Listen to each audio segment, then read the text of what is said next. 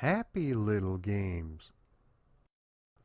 Hey everybody, just a quick reminder that if you enjoy this content or any of my videos, be sure and leave a like. It helps support the channel and allows my videos to move it on up with YouTube's algorithm. Thanks again. Growing up, I can recall being 8 years old, sitting on my dad's lap when he was behind the wheel of our El Camino and steering the car in our driveway. Ever since then, I have loved getting behind the wheel of a car, driving down that open road with the windows rolled down and the radio turned up. Something else that helped spur that fire in my belly when it came to driving were the various arcade games that I had access to at my local bowling alley growing up. The first one to make an impact on me was Pole Position back in 1982. After that, it was the free spinning wheel of Super Sprint and all of its various upgrades. Of course, the big one was Sega's Outrun with its super scalar technology and the ability to change your radio station.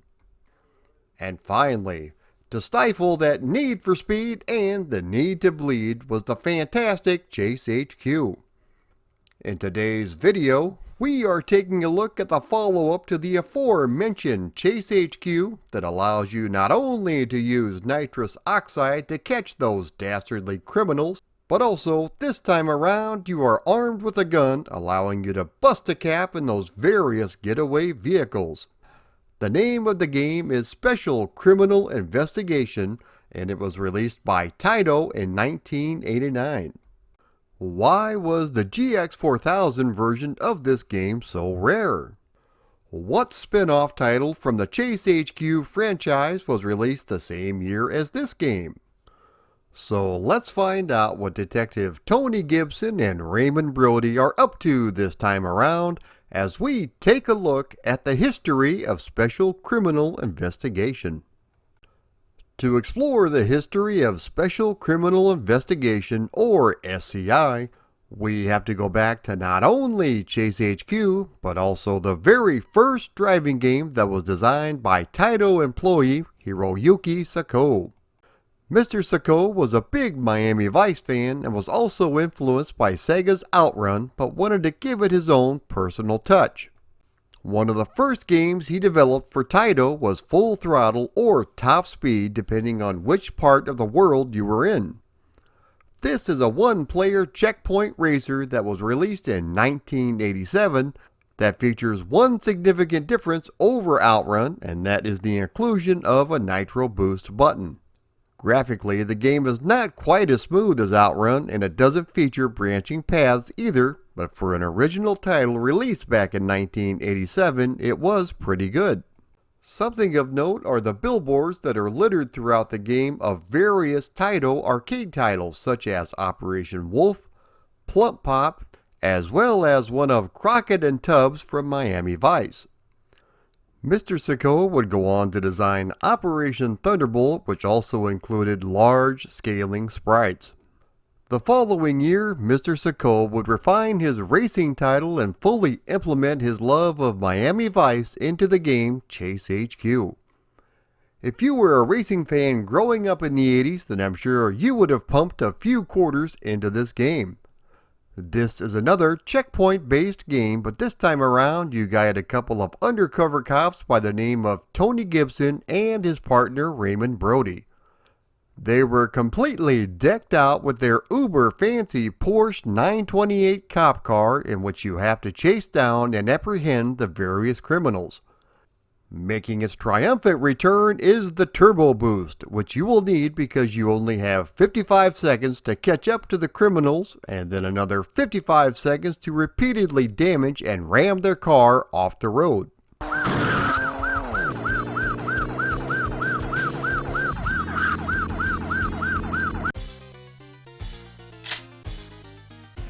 Okay, you're under arrest on suspicion of first-degree murder. This game features forked junctions similar to Outrun, but it doesn't take you on a whole new path, only a quicker way to reach the offending perp. Something else that was fantastic was the presentation, including a call from Nancy at Chase HQ before each level telling you about the criminal and what type of car they are driving. This is Nancy at Chase headquarters. We've got an emergency here. Ralph, the Idaho slasher, is fleeing towards the suburbs. The target vehicle is a white British sports car. Over. Gotcha, Nancy.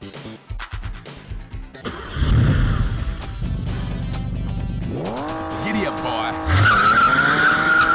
Your partner would yell out various things, including, "Let's go, Mr. Driver." And in total, there were around 5 minutes of voice clips in the game, which was quite unheard of back in 1988. The game was powered by the Taito Z system board, which is a bit of an upgrade over the hardware that ran top speed. The graphics themselves have also been given a boost with larger scenery and smoother scrolling. Although the game only has 5 levels and can be completed in under 10 minutes, it's still a classic and fondly remembered to this day. It was a bona fide hit and a number of home conversions were done. We had some really good ones, especially for the Amstrad and Spectrum, but then we also had the absolute bottom of the barrel with the half Spectrum, half Commodore, but all crap, good old Commodore 64 version. When the hitmakers at Taito realized they had a popular title on their hands, they wasted no time in getting a sequel into development and released as quickly as possible. A lot of times they would have the project developed, programmed, tested, and released into arcades in just under a year. Since the window was so short and the title was still making money, sometimes they wouldn't even mention that it was a sequel. In my opinion, some of these games would have done a lot better if they had promoted these as follow-ups as opposed to original IPs. For example, we had Operation Wolf and as follow-up Operation Thunderbolt, Raston and as follow-up Nastar, and we had Chase HQ and its follow-up Special Criminal Investigation or SCI. Taito felt that if they introduced the sequel to an arcade game that was still making money, that it would hinder the earnings of the original.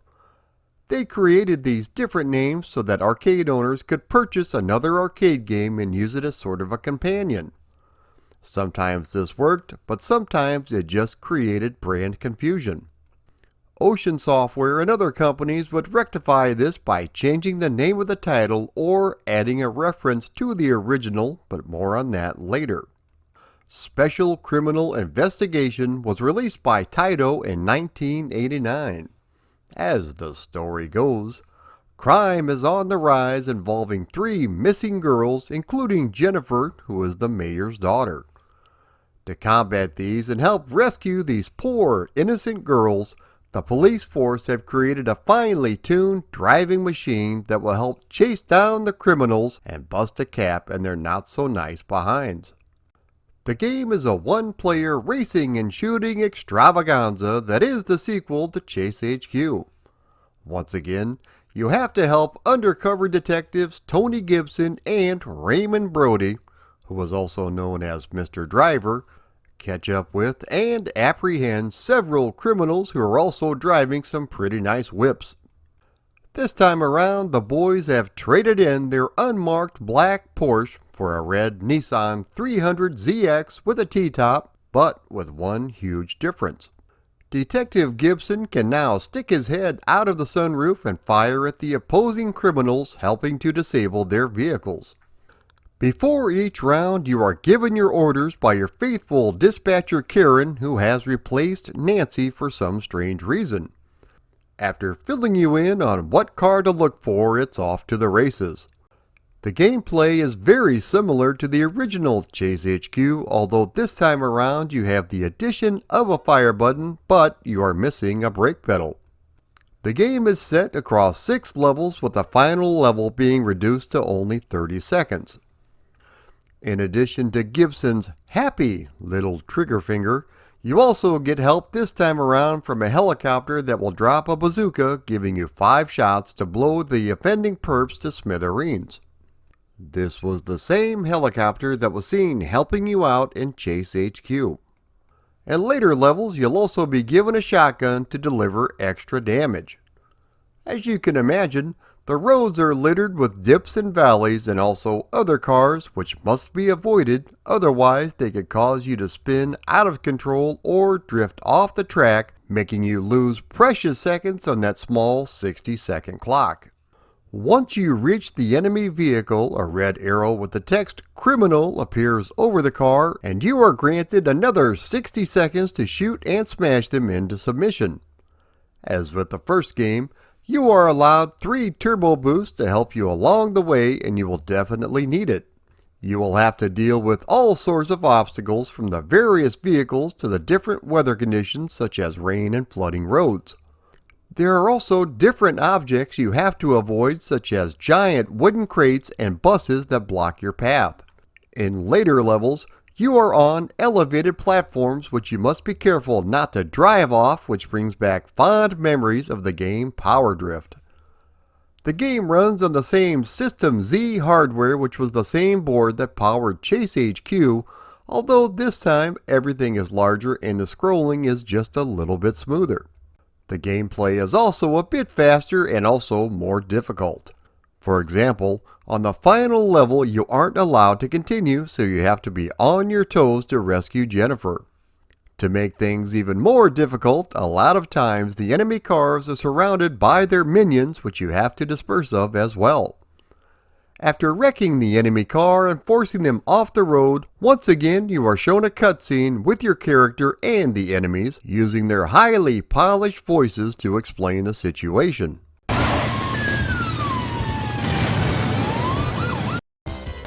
Buddy, you did it again. I ain't Bob. This little girl ain't the one either. I guess Bob is somewhere over the mountain, you dummy. Speaking of, similar to the original Chase HQ, the game uses a lot of voice clips, including your partner egging you on. Open channel, code 4. A station wagon has been spotted on the coastline freeway with a girl aboard. Apparently the missing Joyce. Get on it. Immediately. Over. Karen, Roger. There are a number of billboards in this game as well, including an advertisement for Taito's own arcade game Violence Fight. The stages you encounter are the suburbs,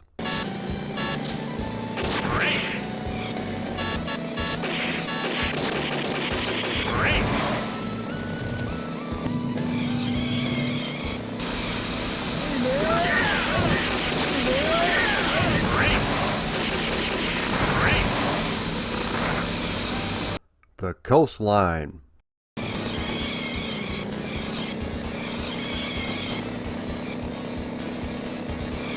This is Karen. 15 seconds to go. Get a move on, buddy. Over. Karen, gotcha, baby.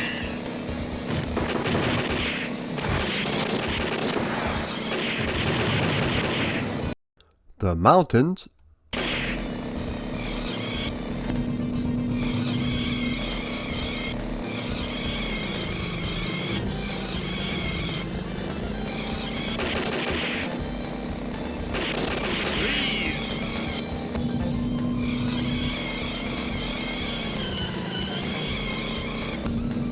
the city,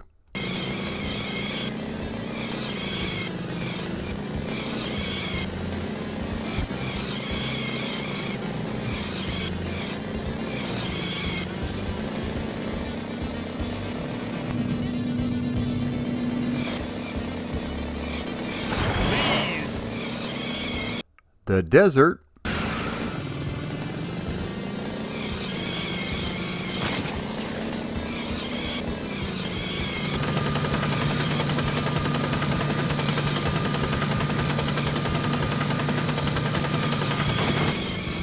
Karen, we've got the target in our sight. We're gonna get him. Over. and finally the warehouse.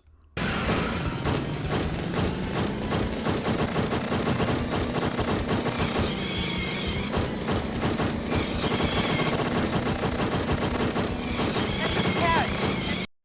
The enemy vehicles you have to contend with are a red Porsche,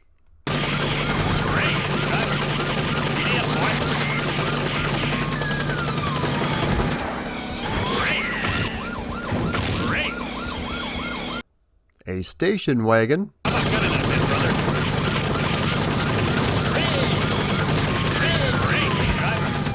Giddy up, boy. limousine. Here they come. How about gunning us in, brother? The limousine bargain for man. Great. A patrol wagon. Get in!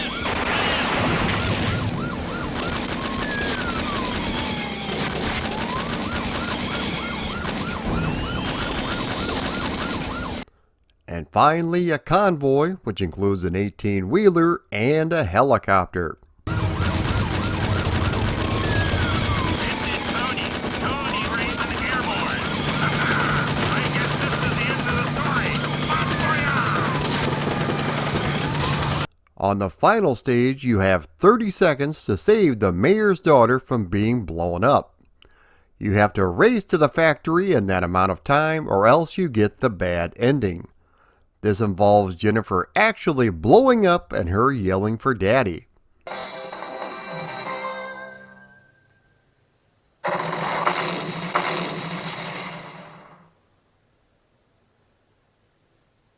Daddy! If you are able to reach the factory in time, you grab Jennifer in a jiffy and get away just in the nick of time. At this point, the mayor and Jennifer are reunited while our two heroes look on and Gibson enjoys a nice, cool cigarette. After this, the game is over. Karen, the warehouse is in our sight. To the rest. Oh, no!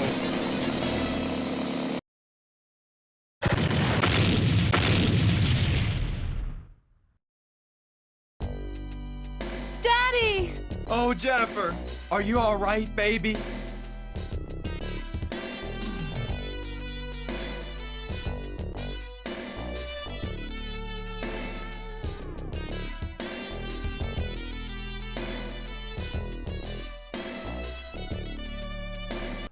The game itself is a lot of fun, and I always enjoyed playing it back in the day.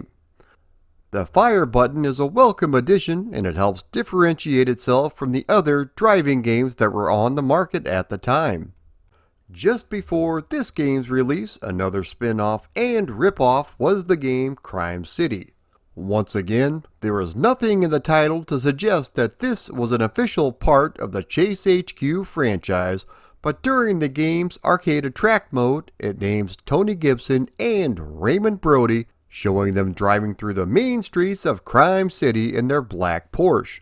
This game sees the detectives pull their guns for the first time, which explains why Gibson was able to use it so willy-nilly in Special Criminal Investigation. This is a side-scrolling run-and-gun that is very similar to both Rolling Thunder with a little bit of Shinobi thrown in. The controls are a standard 8-way joystick allowing you to walk left or right, crouch, and somersault into the enemies. You have two buttons at your disposal, one for firing and one for jumping. You have to make your way through the various levels, shooting all the enemies and dispatching a boss at the end of each one.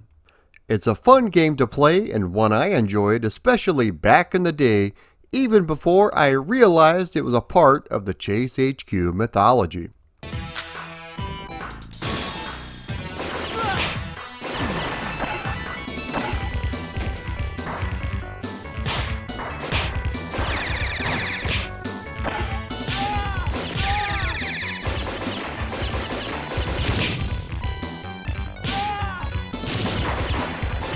Another spin-off in the series that was released only in Japan and was entitled Quiz HQ. As you can imagine, this is a quiz game that sees you having to answer multiple choice questions, allowing undercover detectives Tony Gibson and Raymond Brody to get closer and closer to the various criminals. For each answer you get correct, their black Porsche and red Nissan will get closer to the criminal's car. For each question you answer incorrectly, you will lose a portion of your life. If you are unable to read Japanese, don't even bother with this game because it is text heavy and was never brought here to the States. Nancy is back from vacation and is featured prominently in this game. When SCI was released in the arcades, it was a decent hit, and it didn't take long for the wizards at Ocean Software to snag the license. Being the wizards that they were, the first thing they did was rebrand the product. They released the game as Chase HQ 2 Special Criminal Investigation just to let the existing fan base know. As I mentioned, this is something Taito should have done from the very beginning. Programming duties on the home computer ports were done by ICE except for the Commodore 64 version, which was done by Probe Software. Let's go ahead and start this off by taking a look at the Amiga version, which is the one I had growing up. The entire arcade presentation for the most part has been brought over faithfully and looks really good. The music is fantastic with an excellent rendition of the original arcade game's tunes. The graphics feature some large, detailed sprites, but the scrolling is a bit choppy. Looking at it through 15-year-old Patman QC's peepers, I really enjoyed it back in the day. The controls have been changed, obviously, with you having to push up to accelerate and using the fire button to fire your weapon. The turbo boost has to be activated by the spacebar. It is possible to use the mouse, but in this case, I preferred the joystick. All of the levels from the arcade game have been transferred over, and they even included the fully voiced cutscenes between each level, although they are a bit muffled. The ending sequence is also faithful for the most part, except Gibson is not enjoying his celebratory cigarette at the end. This game is no Lotus 3, but is still a fun little racer for any Amiga fan.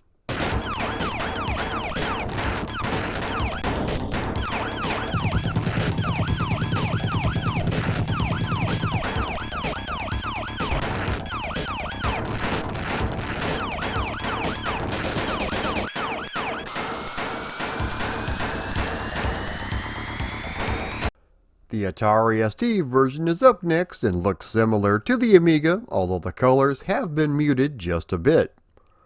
The music has also been dialed down as well, and all of the voices are missing. Something else that is missing is the siren on the police car, which adds a lot to the overall gameplay experience. The scrolling is also a bit slower when compared to the Amiga version.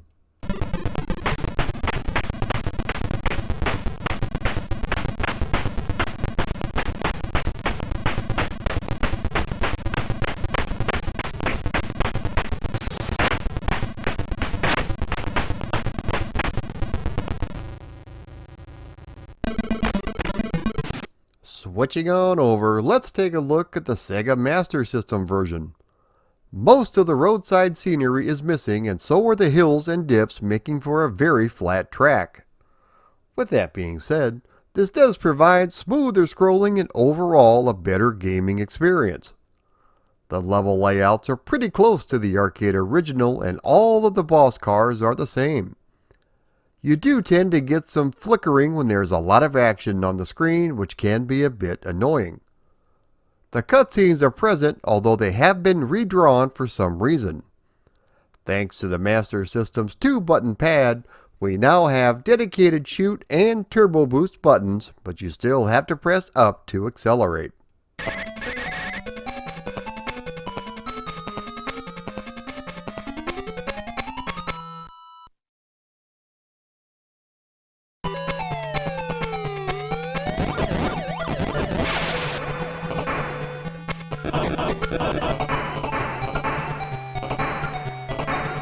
Moving back over to the 8-bit micros, let's look at the Spectrum port.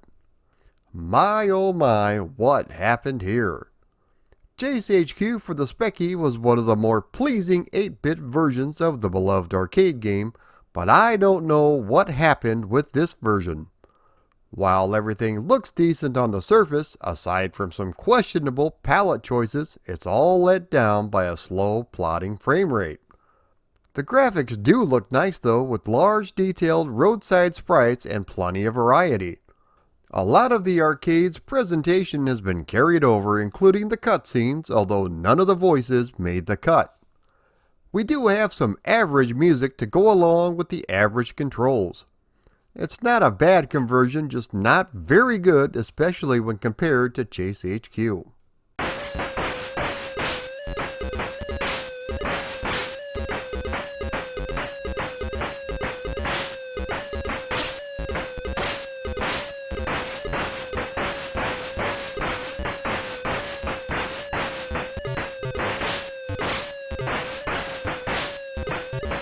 The good old Commodore 64 version is up next, and to say my expectations were a bit tempered is an understatement. The programmer on Chase HQ was so incompetent he probably couldn't tell the difference between a fart and a queef, but that's neither here nor there. This version was programmed by Probe Software and they did a fantastic job. For starters, the graphics are large and detailed with huge roadside objects. The scrolling is a bit choppy, but the gameplay is fast and it's definitely playable. The roads also have dips and hills which were absent in the other 8-bit versions. The music is spectacular as you would expect, but there are a few downsides. There is no variety in the other cars on the road, and the in-between level cutscenes feature the same graphics with no text underneath. It's still a fantastic conversion and 101,000% better than Chase HQ.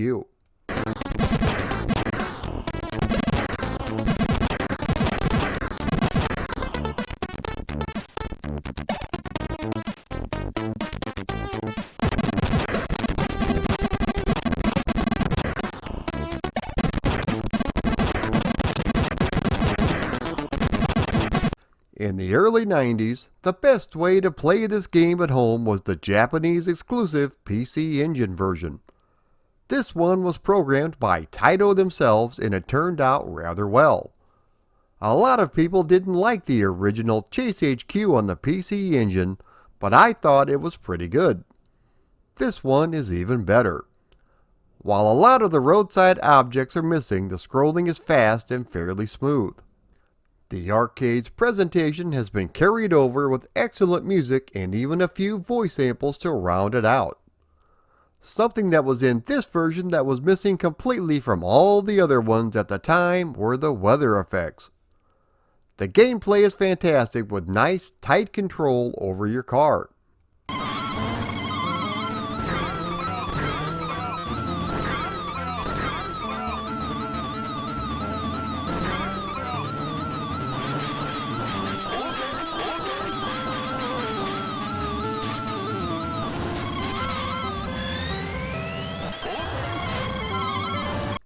In 1996, Taito released a 2-pack of Chase HQ and Special Criminal Investigation for the Sega Saturn in Japan. SCI looks very close to the arcade original with perfect CD audio and voice clips. Everything from the arcade game has been included, from the intro, to the cutscenes, to the ending.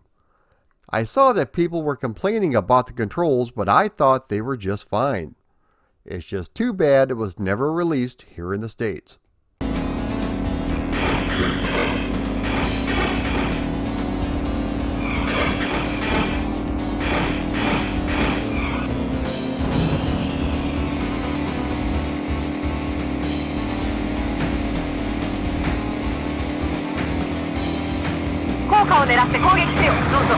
Speaking of Japanese exclusives, the game was also released for the PlayStation 2 as part of the Taito Memories 2 collection.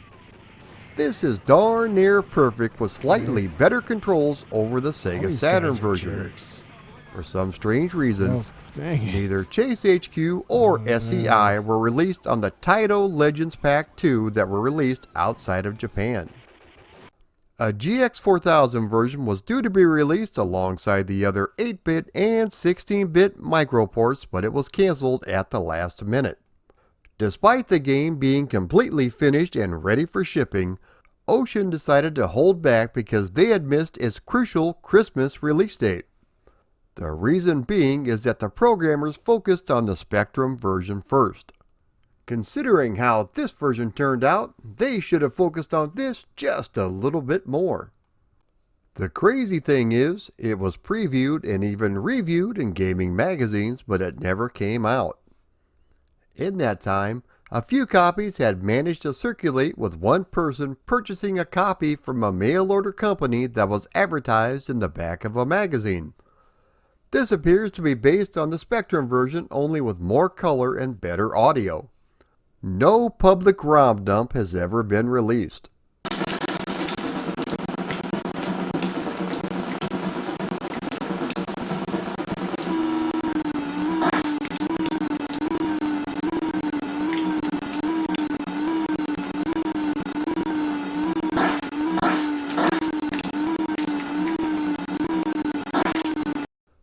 I might as well go ahead and mention the actual Chase HQ2, which was released in the arcades in 2007. This has spectacular graphics and sounds and brand new weapons. Not only does your car feature brand new upgrades, but so does Nancy. Hubba hubba. There was also a brand new Chase HQ2 for the Sega Genesis, which was more of a reimagining of the first game. You had the ability to select 4 different cars as well as upgraded weapons. While researching this project, I stumbled across a video that had all of the voice clips from the original Chase HQ.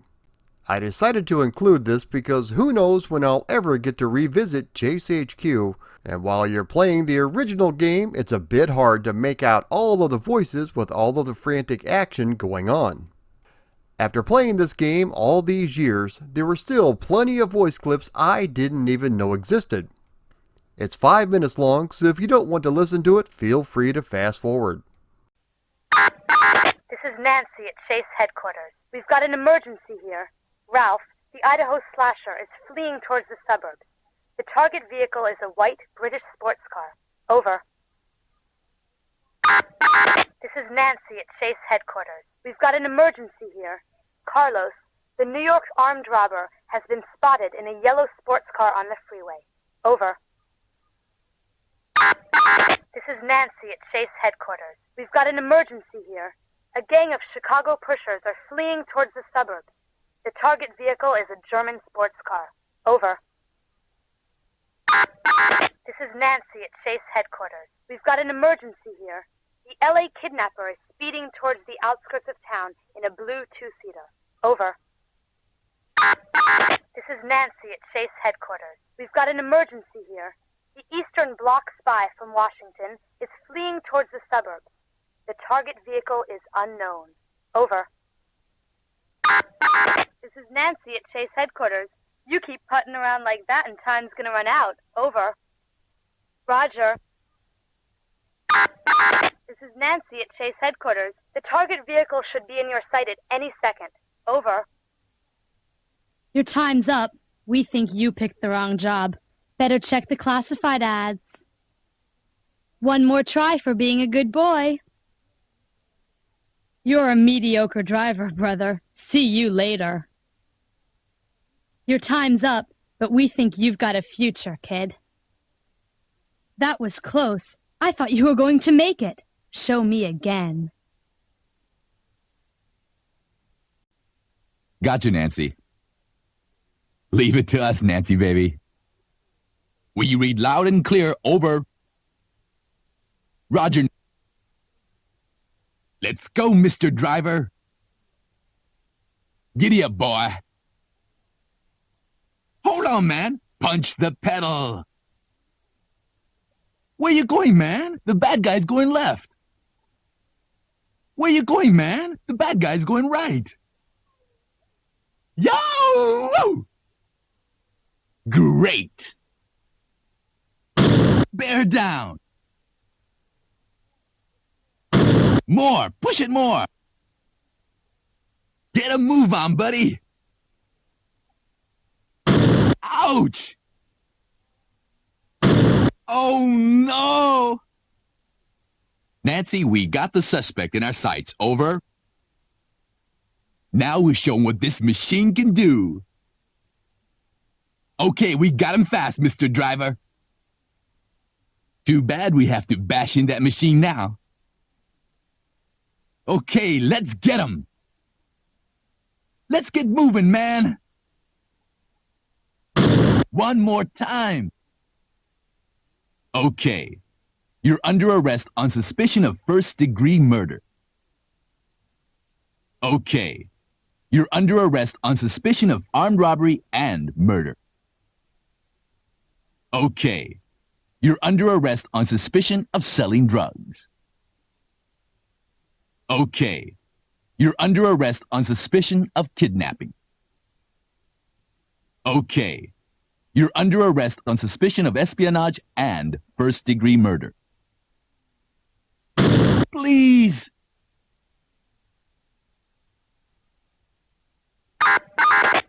This is Special Investigation Airborne, the The target vehicle has turned right up ahead. Over.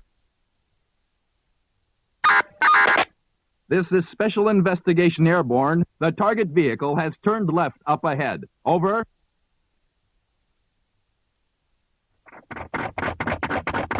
This is Case Special Investigation Chief, Amos. I want to congratulate you on a great job. I hereby record your heroism and will remember it for a long time to come. For completing 5 missions without a flaw, bless you, Perfect Chaser.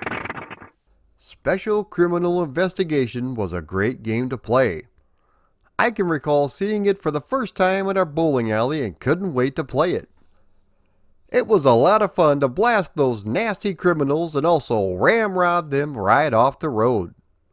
If you've never had the chance to visit Crime City, all the while driving like a maniac on the right side of the law, be sure and give this game a shot. You'll be glad you did. If you like this video, be sure to like, comment, share, and subscribe. Also, if you would like to support me on Patreon, please click the link below. If you would like to contribute but not sign up for my Patreon, you can always click the donate button up above. Thanks everyone for watching.